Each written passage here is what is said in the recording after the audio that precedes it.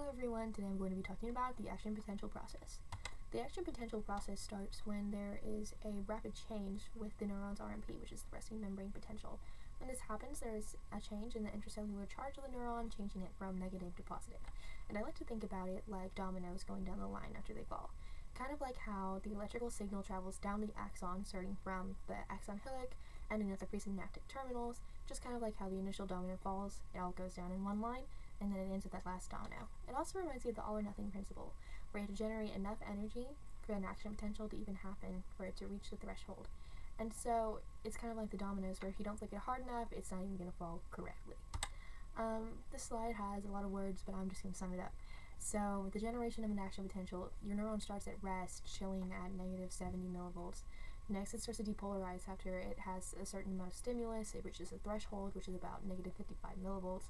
Then the sodium comes in fast, and the intracellular space is positive, normally around 30 to 40 millivolts. The potassium channel is also opening, but is opening pretty slow. Next is repolarization, where the sodium channel is slammed shut and the sodium cannot come in anymore, and the potassium channel is finally open. Potassium does leave the cell, but what also leaves the cell is the positivity, and the cell is negative again. But then, because the potassium channel is closing too slowly, the extra potassium slips past the gate and makes the cell even more negative than it needs to be, typically negative 75 millivolts or lower.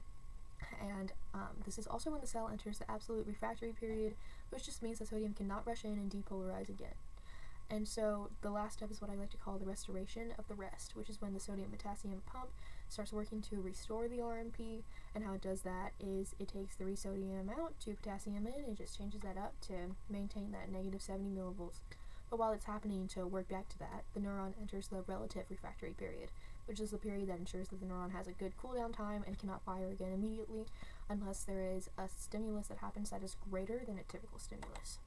Here's some visuals that describe what I just described. I like the one on the left because it shows failed initiations, which is what would happen if the stimulus just wasn't strong enough.